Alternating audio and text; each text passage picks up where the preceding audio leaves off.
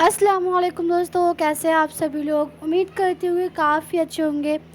तो गाइस, आज जो हमारे कश्मीर में इतनी बुरी हालत है, सभी लोग यहाँ से वहाँ मतलब बहुत अफरा तफरी है वहाँ पर। तो गाइस, जैसा कि आप सभी लोगों को पता है कि कश्मीर में जो पहलगाम अटैक हुआ है, आप सभी लोगों को पता होगा। तो गाइस, आज की ये वीडियो जो है ना, इसी टॉपिक पर है और बहुत ही ज़्यादा इंटरेस्टिंग वीडियो है। आपका ज़्यादा समय ना लेते हुए हम पहले वीडियो को देख लेते हैं। आफ्टर दैन सभी से हम बात करेंगे। और गाइस, पहले हम वीडियो को वॉच कर लेते हैं। ओके। पहलगाम की बैसारन वैली, जिसे भारत का मिनी स्विट्जरलैंड कहा जाता है, इस टूरिस्ट स्पॉट पर एक खौफनाक आतंकी हमला हुआ जिसे देखकर पूरे देश की रूह कांप गई है। अभी तक की जानकारी के अनुसार इस आतंकी हमले में कम से कम 26 लोगों की जानें जा चुकी हैं, 17 लोग इंजर्ड हैं और मृतकों में से सभी 26 लोग मेल्स थे। इस हाई ऑल्टीट्यूड लोकेशन पर केवल पैदल या खच्चर पर बैठ के पहुंचा जा सकता है, इसलिए रेस्क्यू ऑपरेशंस के लिए हेलीकॉप्टर का इस्तेमाल किया गया, जबकि लोकल्स खच्चरों की मदद से इंजर्ड लोगों को वहां से वापस लाए।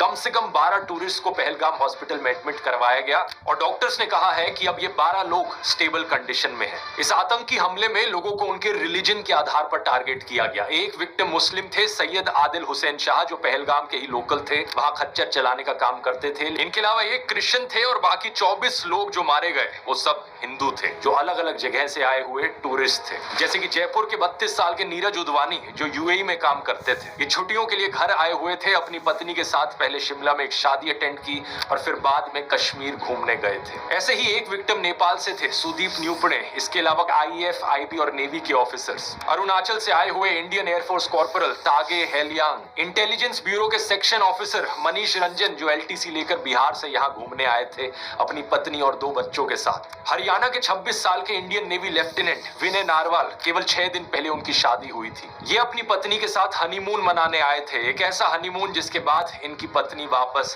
विधवा होकर लौटी। एक वीडियो में इन्हें कहते हुए सुना गया कि अपने पति के साथ भेलपूरी खा रही थी कि तभी एक आदमी आया, उसने कहा कि शायद ये मुस्लिम नहीं है और ये कहते ही उसने तुरंत गोली मार दी। उसने बोला कि ये शायद मुस्लिम नहीं है, उसने उसको गोली मार दी। कुछ ऐसा ही कहा पुणे की एचआर प्रोफेशनल असावरी ने। उन्होंने बताया कि जब उन्होंने दूर से आतंकियों को फायरिंग करते हुए देखा तो उनका परिवार सुरक्षा के लिए पास के एक टेंट में चला आया, लेकिन आतंकी वहां भी आ गए। उनके फादर को इस्लामिक वर्ड्स रिसाइट करने के लिए कहा और जब वो नहीं कर पाए तो उन्हें सीधा गोली मार दी। मदद के लिए वहां कोई नहीं था, ना पुलिस ना आर्मी। जो लोग उन्हें वहां खच्चर पर लेकर आए थे, उन्होंने असावरी, उनकी माँ और एक फीमेल रिलेटिव को रिटर्न जर्नी में मदद की। तो बहुत सारे घोड़े वालों ने भी मतलब घोड़े पे लेके गया था, उनको हॉस्पिटल पहुंचाया। मेरे अलावा भी बहुत सारे ऐसे लोग हैं जिन्होंने कंधे पे उनको उठाया है हॉस्पिटल पहुंचाने के लिए।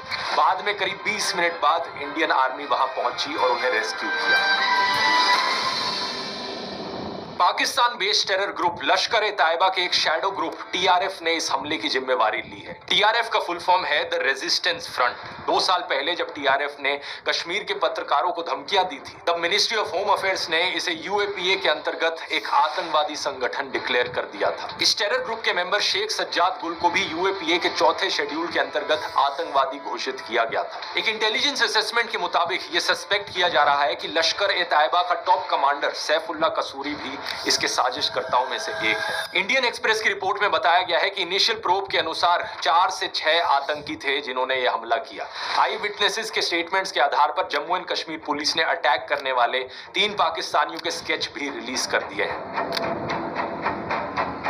एक सरकारी सोर्स ने द हिंदू को बताया कि हमलावरों में से 2 ऐसे कश्मीरी युवाओं के होने का शक है जो 2018 में पाकिस्तान चले गए थे। अनंतनाग का आलगुरी और पुलवामा का एहसान। सरकारी सूत्रों ने बताया कि इन्होंने रिसेंटली पाकिस्तानी आतंकियों के साथ इन्फिल्ट्रेशन की और इनके मूवमेंट के बारे में इनपुट्स मौजूद थे। टाइम्स ऑफ इंडिया में राजशेखर झा की रिपोर्ट में एक सूत्र के हवाले से कहा गया कि पहले से इनपुट्स थे कि अप्रैल के पहले हफ्ते में आतंकियों ने कुछ होटलों का पूर्व परीक्षण किया था। इसलिए कोई इंटेलिजेंस फेलियर नहीं था, इंटेलिजेंस इनपुट्स होने के बावजूद अटैक हो गया। इससे दोस्तों पुलवामा हमले की याद आती है, जून 2019 में minister of state for home affairs G Kishan Reddy ने राज्यसभा को बताया था कि कोई इंटेलिजेंस फेलियर नहीं था। बाद में फ्रंटलाइन की एक इन्वेस्टिगेशन ने भी ये रिवील किया था कि 2 जनवरी से लेकर 13 फरवरी के बीच में 11 इंटेलिजेंस इनपुट्स थे। ये बता रहे थे कि कोई किसास हमला हो सकता है, यानी बदला लेने के लिए स्ट्राइक हो सकती है। पुलवामा हमले के बाद जब इन्वेस्टिगेशन हुई तो मुदासिर अहमद खान को पुलवामा हमले का मास्टरमाइंड पाया गया। उससे रिलेटेड भी 2 इंटेलिजेंस इनपुट्स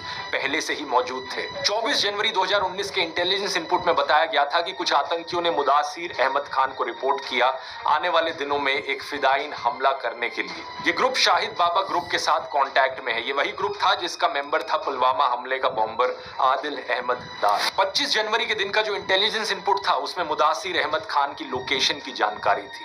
बोल्ड लेटर्स में यह बताया गया था कि 4 फॉरेन मर्सनरीज के साथ मुदासिर खान को स्पॉट किया गया है मिदूरा और लाम त्राल विलेजेस में। इस इनपुट में भी कहा गया था कि एक अटैक की प्लानिंग चल रही है जो अवंतीपोरा या पंपोर में किया जा सकता है। ये इलाके पुलवामा से केवल 16-17 किलोमीटर दूर है। इमेजिन करो दोस्तों, पुलवामा हमले से पहले भी मुदासिर एक नॉन आतंकवादी था जो 2017 में सीआरपीएफ कैंप पर हुए अटैक के कनेक्शन में वांटेड था। 12 फरवरी के एक इनपुट को तो मार्क किया गया था top secret matter most urgent. इसमें एक ट्विटर हैंडल शाह GET 313 के बारे में जानकारी थी कि इसे पाकिस्तान के जैश मोहम्मद हैंडलर्स चला रहे हैं। इसने हिंट दिया था कि जम्मू एंड कश्मीर में सिक्योरिटी फोर्सेस के रूट पर IED ब्लास्ट कैरी आउट किया जा सकता है। साथ में एक वीडियो भी था जिसमें IED ब्लास्ट को डेमोन्स्ट्रेट किया गया। फरवरी के इंटेलिजेंस इनपुट में भी ऐसी ही एक फाइनल वार्निंग थी, लेकिन इसके बावजूद भी दोस्तों 2500 से ज्यादा जवानों को एयरलिफ्ट नहीं करवाया गया। इकट्ठे ही एक ही कॉन्वॉय में भेज दिया गया और सीआरपीएफ के फॉर्मर IG ने बाद में इसे एतराज भी जताया था। 2540 भेजना और 78 व्हीकल्स एक कॉन्वॉय में लगाना, वो मुझे लगता है टेक्निकली ठीक नहीं। सोचकर देखो दोस्तों, इतने डिटेल्ड इंटेलिजेंस इनपुट्स होने के बावजूद भी पुलवामा हमला हो गया। कैसे हुआ? सवाल ये उठता है। मुझे तो पता नहीं, क्या आपको पता है? अगर मुझे नहीं पता, आपको नहीं पता, तो किससे पूछना चाहिए कि चूक कहां हुई? मुझे जवाब दीजिए। ये जो आतंकवादी हैं, उनके पास शस्त्र और बारूद कहां से आता है? वो तो विदेश की धरती से आता है और सीमाएं संपूर्ण रूप से आपके कब्जे में है। सीमा सुरक्षा बल आपके कब्जे में है कि विदेशों से घुसपैठ आते हैं, घुसपैठ आतंकवादियों के रूप में आते हैं, आतंकवादी घटनाएं करते हैं, भाग जाते हैं।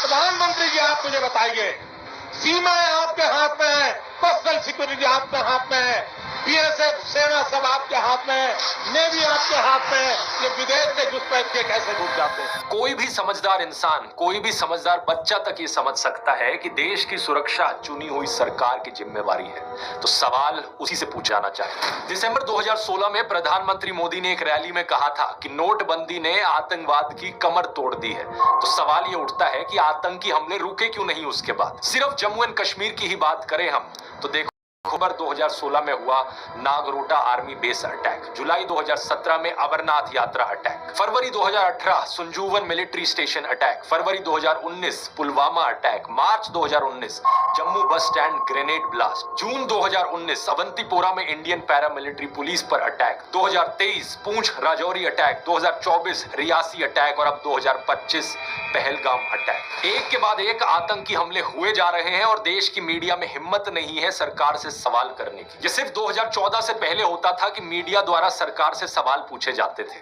फिल्में भी आप देखोगे, अ वेंसडे जैसी फिल्में बनाई जाती थी जिनमें सरकार से आतंकवाद पर सवाल पूछे जाते थे। इसीलिए हम सरकार चुनते हैं। ये वो मुल्क चला है। आप लोग सरकार, पुलिस फोर्स, इंटेलिजेंस सक्षम है इस तरह की पेस्ट कंट्रोल के लिए, लेकिन आप लोग कर नहीं रहे। मैं चाहता हूं कि अगर मेरा बच्चा घर से बाहर निकले तो बेखौफ घूमे, कहीं भी, कभी भी, ट्रेन में, बस में, कहीं भी। उस जमाने में जनता मिलकर प्रोटेस्ट करती थी और नेता अपनी गलती मानते हुए इस्तीफा भी दे देते थे। जैसे कि मुंबई के 26/11 अटैक के बाद होम मिनिस्टर शिवराज पाटिल ने पब्लिक डिमांड के चलते हुए इस्तीफा दिया था और महाराष्ट्र के मुख्यमंत्री विलासराव देशमुख ने भी इस्तीफा दिया था। मैं ये नहीं कह रहा कि इस्तीफा देकर उन्होंने कोई महान काम कर कर दिया। बात यह है कि किसी भी फंक्शनिंग डेमोक्रेसी में ये एक बेसिक बात है और अब उस बेसिक कॉमन सेंस को हमारा देश खो चुका है। अब इस नए भारत में अर्नब गोस्वामी जैसे नमूने को देखिए। अर्नब गोस्वामी इस पहलगाम अटैक के लिए सुप्रीम कोर्ट को जिम्मेवार ठहरा रहा है। There was no need, in my view, for the Supreme Court to waste time getting into whether 370 was abrogation was valid or not. It was a waste of time because, with the greatest of respect to the judges, they will not take responsibility for the security situation. ये वही नमूना है जिसकी WhatsApp chat leak हुई थी और जिसने पुलवामा हमले के बाद व्हाट्सएप पर मैसेज लिखा था, this attack we have won like crazy. Pulwama attack के बाद सबसे पहले कवरेज कर लेने का ये जश्न मना रहा था। गोदी मीडिया एंकरों से इतनी सिंपल बात नहीं पूछी जा रही कि जिस जगह इतने सारे टूरिस्ट जमा थे वहां प्रॉपर सिक्योरिटी क्यों नहीं थी। आज तक चैनल के कॉरेस्पॉन्डेंट ने ये कहने की कोशिश की तो उनकी बात को बीच में ही काट दिया गया। ये मजाक नहीं है। 2000 टूरिस्ट किसी एक पिकनिक स्पॉट पे हैं, वहां पर ना ही पुलिस बल की कोई तैनाती, ना ही सुरक्षा बल की कोई तैनाती। हम देखते हैं जब अमरनाथ यात्रा होती है। ये सवाल एक बच्चा तक पूछ रहा है। सरकार तो गई हुई है, मतलब इतना बड़ा आतंकवादी का हमला हुआ, उन्हें कुछ पता ही नहीं है। इधर पूरी नीचे पूरे आर्मी का बेस है, उन्हें पता ही नहीं है। दोस्तों, अब 10 दिन पहले की ये रिपोर्ट देखिए। डिफेंस मिनिस्ट्री ने पार्लियामेंट की स्टैंडिंग कमेटी को बताया कि आर्मी में ऑफिसर्स का करंट नंबर है 42,095, जबकि ऑथराइज्ड स्ट्रेंथ है 50,538। देश में करीब 8,400 आर्मी ऑफिसर्स की कमी है और 92,400 सोल्जर्स की। कुल मिलाकर आर्मी में 1 लाख से ज्यादा आर्मी पर्सनल की शॉर्टेज है। इस शॉर्टेज की वजह से सोल्जर्स को एक जगह से दूसरी जगह शिफ्ट कराया जा रहा है पहले से ज्यादा रेट पर। सवाल ये उठता है कि ये शॉर्टेज क्यों है। मुझे तो नहीं पता, लेकिन आप इस अगस्त 2022 की द टेलीग्राफ की ये रिपोर्ट देखिए। यहाँ लिखा है कि कोविड के 2 सालों में आर्मी की कोई रिक्रूटमेंट नहीं हुई, इसलिए आर्मी में 1 लाख से ज्यादा ट्रूप्स की कमी है। और अब इस रिपोर्ट की हेडलाइन देखिए, अगले 3 साल में आर्मी स्ट्रेंथ को 2 लाख से कट करने का प्लान। क्या सेंस बना इस बात का? एक मिनिस्ट्री ऑफिशियल ने कहा कि आर्मी अपनी ट्रूप स्ट्रेंथ का रैशनलाइजेशन कर रही है। इसे सैलरी और पेंशन का खर्च कम करने के अटेम्प्ट के रूप में देखा जा रहा है। कई लोगों ने आरोप लगाया है कि सरकार आर्मी ऑफिसर्स की सैलरी और पेंशन पर पैसे बचाना चाह रही है और इसलिए इन ट्रूप स्ट्रेंथ कम करने का प्लान। विनय नारवाल की बहन ने हरियाणा चीफ मिनिस्टर नायब सिंह सैनी के आगे रोते हुए कहा कि उनके भाई 1.5 घंटे तक जिंदा थे। अगर वहां आर्मी होती तो उन्हें बचाया जा सकता था, लेकिन कोई नहीं आया, वहां कोई नहीं आया। कोई नहीं आया वहाँ पे 1.5 घंटा, वो जिंदा था तब तक कोई नहीं आया वहाँ पे। अगर कोई होती आर्मी होती तो मेरे को बच सकता था, कोई नहीं आया वहाँ। कोई सुविधा नहीं, कोई फैसिलिटी नहीं, कोई आर्मी नहीं, कोई पुलिस नहीं। जયારે મોટા મોટા નેતા આવે કોઈ વીઆઈપી માટે પાછળ કેટલી ગાડી પર હેલિકોપ્ટર જેને ત્યાં गोदी मीडिया को इससे कोई मतलब नहीं। कश्मीरी पंडित अपने सिक्योरिटी कंसर्न्स के लिए 300 से ज्यादा दिन तक स्ट्राइक पर बैठे रहे, लेकिन कोई खबर तक नहीं आई। दूसरी तरफ मुकेश अंबानी सेठ और उनके परिवार के लिए हाईएस्ट लेवल का Z+ सिक्योरिटी कवर है। इसमें कुल 55 सिक्योरिटी पर्सनल हैं, जिनमें से 10 से ज्यादा हाईली ट्रेन्ड NSG कमांडोज हैं। टाइम्स ऑफ इंडिया की रिपोर्ट में बताया गया है कि मुकेश के बेटे अनंत की घड़ी की कीमत 60 करोड़ से ज्यादा की है। नीता अंबानी की नेकलेस की कीमत 500 करोड़ की है। शादी में खर्च हुआ 5,000 करोड़ से ज्यादा, लेकिन सिक्योरिटी में इन्हें चाहिए सरकारी खर्चे पर ट्रेन किए गए हाईली ट्रेन्ड NSG कमांडोज, हम लोगों के टैक्स के पैसे पर ट्रेन किए गए NSG कमांडोज। गोदी मीडिया को इससे कोई मतलब नहीं है। इनके सेठ और देश के बॉलीवुड सेलिब्रिटीज को यहाँ पर Y+ Z+ सिक्योरिटी कवर्स मिल रहे हैं। मुझे मुकेश अंबानी और सेलिब्रिटीज के सिक्योरिटी कवर से कोई प्रॉब्लम नहीं है, लेकिन सवाल यहाँ पर यह है कि आम लोगों को क्या मिल रहा है यहाँ पर। अब कुछ लोग कहेंगे कि VIP नेता, बिजनेसमैन, फिल्म स्टार्स देश के लिए जरूरी है, इसलिए उनके लिए ज्यादा सिक्योरिटी कवर जस्टिफाइड है। लेकिन पहलगाम में जो आम इंसान मारे गए वो भी तो अपने परिवार के लिए उतने ही जरूरी है ना। उनकी पत्नी, उनके बच्चे और उनके माँ बाप के लिए तो वही दुनिया है। सवाल यहाँ पर यह है कि आम लोगों की ही जान इतनी सस्ती क्यों है? कभी ट्रेन एक्सीडेंट में मारे जाते हैं, कभी भगदड़ में, कभी होर्डिंग गिर जाती है तो कभी पुल टूट जाता है, कभी किसी की पोर्श या लैम्बोर्गिनी गाड़ी के नीचे आके मारे जाते हैं या सड़क पर मैनहोल में गिर जाते हैं, तो कभी आतंकी हमले में मारे जाते हैं। आम लोगों की सिक्योरिटी की बात हो तो सरकार ट्रूप्स के सैलरी और पेंशन की चिंता करने लगती है। अलग अलग स्टेट्स की पुलिस को ही देख लीजिए, कितनी ओवरवर्क्ड है। बार बार पुराने वीडियोस में मैंने इसकी बात करी है। पुलिस की संख्या डबल करने की जरूरत है देश में। पुलिस को ज्यादा ट्रेनिंग फैसिलिटीज प्रोवाइड करने की जरूरत है ताकि देश में लॉ एंड ऑर्डर बेहतर हो सके, देश के लोगों को सुरक्षा मिल सके, लेकिन किसी को कोई मतलब ही नहीं है। लॉ एंड ऑर्डर का तो इस नए भारत में इतना बड़ा मजाक बन गया है कि क्या ही बताऊं। हर दूसरे दिन एक नया वीडियो सामने आता है, सड़क पर किसी को मारा पीटा जा रहा है, पुलिस कुछ नहीं करती। गुंडे आकर किसी स्टूडियो को तोड़ चले जाते हैं तो कभी किसी रेस्टोरेंट को। पुलिस वहां देखती रहती है। होम मिनिस्टर अमित शाह ने कहा है कि इस आतंकी हमले के गुनहगारों को बख्शा नहीं जाएगा। अच्छी बात है, पकड़िए उन्हें, जल्दी से सजा दीजिए। लेकिन इसके साथ ही सवाल यह है कि क्या आपकी सरकार के पास कोई भी सोल्यूशन है ऐसे आतंकी हमलों को रोकने का? क्या आपकी सरकार अश्योरेंस दे सकती है कि फिर ऐसा कोई आतंकी हमला नहीं होगा फ्यूचर में? सलमान खान को अश्योरेंस देने के लिए तो former chief minister Eknath Shinde खुद सलमान के घर चले गए थे, लेकिन आम लोगों को ऐसी अश्योरेंस कौन देगा? बात यहाँ यह है दोस्तों कि कोई सरकार यहाँ इतनी जहमत क्यों उठाएगी किसी सोल्यूशन के लिए, जब गोदी मीडिया के जरिए सरकार के सभी फेलियर्स को अचीवमेंट्स के तौर पर दिखाया जा रहा है। टीवी पर क्या चल रहा है? सऊदी अरब का दौरा बीच में छोड़ भारत लौट रहे प्रधानमंत्री मोदी। प्रधानमंत्री मोदी ने हवाई अड्डे पर ही बुलाई बैठक। इन थंबनेल्स को देखिए। गुस्से में मोदी, ऑर्डर से पूरी दुनिया हैरान, सेना को दे डाली खुली छूट, ठोकना शुरू।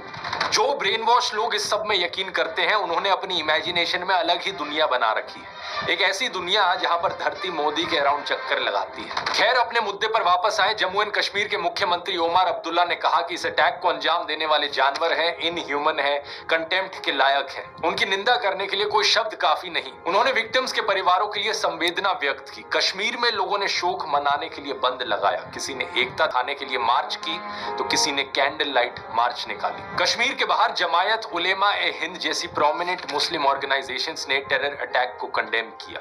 ऑल इंडिया इमाम ऑर्गेनाइजेशन के हेड इमाम उमर अहमद इलियासी ने कहा कि शुक्रवार की नमाज के समय 5.5 लाख मस्जिदों से स्ट्रॉन्ग एंटी टेरर मैसेज दिया जाएगा। विक्टिम्स के लिए प्रार्थना की जाएगी। भारत के बाहर यूएई, सऊदी अरेबिया, बांग्लादेश और कतर जैसे कई सारे मुस्लिम देशों ने भी हमले की कड़ी निंदा की है। देश के आम मुसलमानों ने भी सोशल मीडिया पोस्ट पर अपना विरोध जताया है। ये अच्छी बात है कि लोग आपस में रिलीजन के नाम पर ना बटें और इस तरह आतंकियों के मंसूबों को नाकाम करें, क्योंकि ये सभी आतंकवादी यही तो चाहते हैं कि भारत में धार्मिक नफरत फैले, लोग एक दूसरे से लड़े और हमारा देश टूट जाए। लेकिन क्या कोई भी देशभक्त ऐसा चाह सकता है? कभी भी नहीं। कोई भी देशभक्त यही चाहेगा कि मेरा देश मजबूत रहे, अखंड रहे। देशभक्त तो एक ही नारा बोलेंगे, भारतीय एकता जिंदाबाद। आप भी इस यूनिटी के संदेश को कमेंट्स में लिखिए अगर आप इससे एग्री करते हैं तो। मुझे बस ये बात नहीं समझ में आती कि बीजेपी वालों को इस नारे से इतना करंट क्यों लग जाता है। मैं चैलेंज देता हूं सभी बीजेपी के नेताओं को, अपने सोशल मीडिया पर लिखकर दिखाओ भारतीय। ऐसा नहीं कि इनमें से ज्यादा नेता ये लिखने की हिम्मत कर सकते हैं, क्योंकि इन फर्जी राष्ट्रवादियों को नफरत फैलाने से फुर्सत मिले तभी तो राष्ट्रीय एकता की बात करेंगे ये। मृतकों की अस्थियां ठंडी भी नहीं हुई थी कि बीजेपी छत्तीसगढ़ के ऑफिशियल ट्विटर और इंस्टाग्राम हैंडल ने ये बेहद ही भद्दा पोस्ट किया। एक गिबली स्टाइल इमेज जिस पर कैप्शन लिखते हैं, धर्म पूछा जाति नहीं, याद रखेंगे। इंडिया टुडे की पत्रकार प्रीति चौधरी ने इस पर तंज कसते हुए कुछ ऐसा लिखा कि किसी ट्रेजेडी का फायदा उठाने के लिए कोई समय ज्यादा जल्दी नहीं है। इस पोस्ट से दो बातें साफ दिखती हैं। पहला ये कि जातिवादी अत्याचारों को लेकर ये कभी कोई समाधान नहीं करने वाले, क्योंकि समाधान निकालने के लिए समस्या को स्वीकार करना पड़ता है। इनसे जरा पूछकर देखो कि आज तक कितने ब्राह्मण, राजपूत या बनियों की बारात में उन्हें घोड़ी पर बैठने से रोका गया है। हमेशा दलितों को ही क्यों मारा पीटा जाता है, इसको लेकर इतने सारे न्यूज आर्टिकल्स मिल जाएंगे। जाति देखकर ही मारा जाता है ना। दूसरी बात इस पोस्ट से पता चलती है कि बीजेपी वाले देश में धार्मिक नफरत फैलाते रहेंगे। ये आतंकवादियों का जो एजेंडा है देश को तोड़ने का, हिंदुओं को मुसलमानों से लड़वाने का, देश को सिविल वॉर की का यही एजेंडा बीजेपी के लोग भी फॉलो करते हैं। चारों तरफ आप इन लोगों की पोस्ट देखोगे सोशल मीडिया पर, सिर्फ एक ही चीज पर फोकस करते हैं, हिंदू वर्सेस मुस्लिम्स। ये चाहते हैं सभी हिंदुओं के अंदर डर बैठे, आतंकवादियों से नहीं बल्कि अपने देश के मुसलमानों से, अपने पड़ोसियों से, अपने दोस्तों से।